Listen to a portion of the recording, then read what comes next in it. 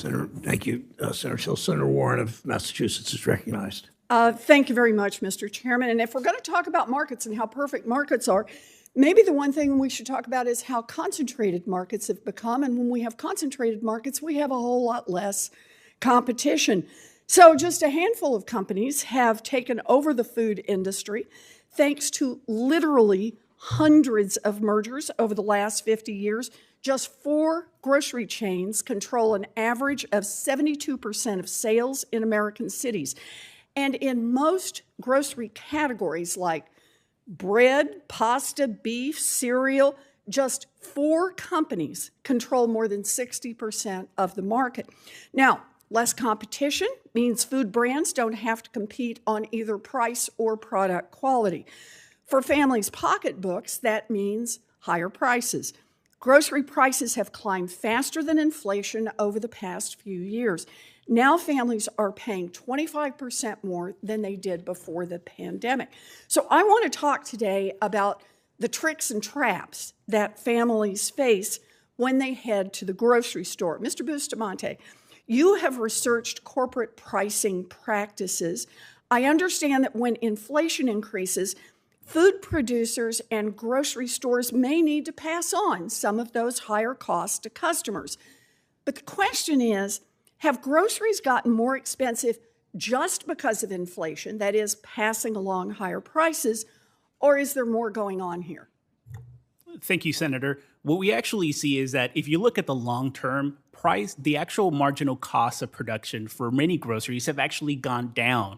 And part of the big reason for this is actually with just the nature of the supply chains that have actually been developed over time. That being said, those lower marginal costs were not passed on to consumers. Instead, what we see is that for the past 40 years, this just growing and fastening trajectory of markups, basically, again, firms pricing their products and services at a much higher rate than the actual increase in costs.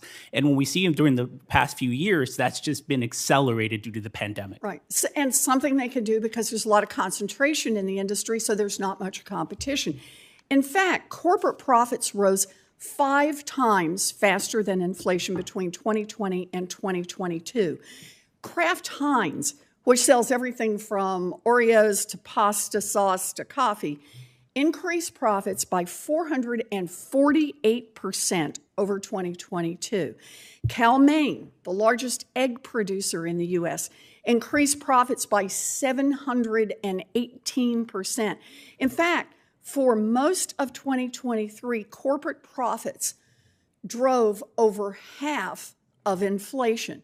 Now, that hasn't stopped Big Food from pulling out another trick. Jacking up prices was not enough, so food companies have decided to quietly shrink the size of products, lobbing off a few inches here, a few chips there, a few cookies somewhere else. This shrinkflation is all about deceiving customers so that corporations can pad their profits. The CEO of the snack company Oots admitted calling shrinkflation the path to higher margins. So it seems like we've lost the basic principle of knowing how much something costs before we pay for it. Mr. Baydoun, you have been studying corporate behavior for years. Have you seen, in your research, have you seen a shift in behavior here? I have, Senator. Companies deploy a vast array of tactics that really threaten to make the price tag as we know it totally obsolete. I'll just name a few. In addition to shrinkflation, there's also skimpflation. This is the idea of degrading the quality of a product by using inferior ingredients while keeping the price the same or higher.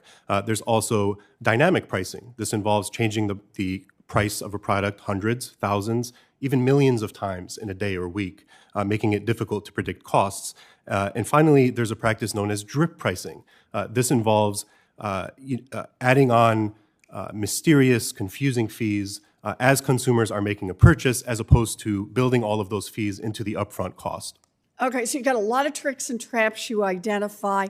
I understand it not only happens when you pull something off the shelf, it also happens when families get to the cash register, when they get ready to check out. Mr. Baydoun, let's say you've picked out all of your groceries, cashier rings them up or you ring them up yourself, and you use your credit card to pay. Can you talk to us a little bit about the opportunities that big credit card companies have to squeeze consumers on their groceries? Absolutely, Senator. In many ways, customers get gouged once at the checkout line, and in many ways, they get gouged again if they carry that balance on a credit card, not only through exorbitant APRs, but also through junk fees like late fees.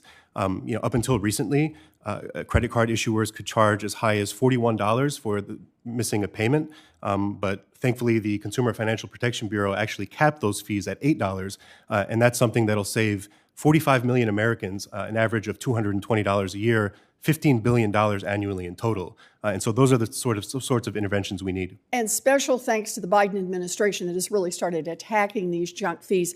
Congress also needs to step up. We need to pass Senator Casey's Shrinkflation Prevention Act to end shrinkflation, and my Price Gouging Prevention Act to give the FTC the tools it needs. Thank you, Mr. Chairman.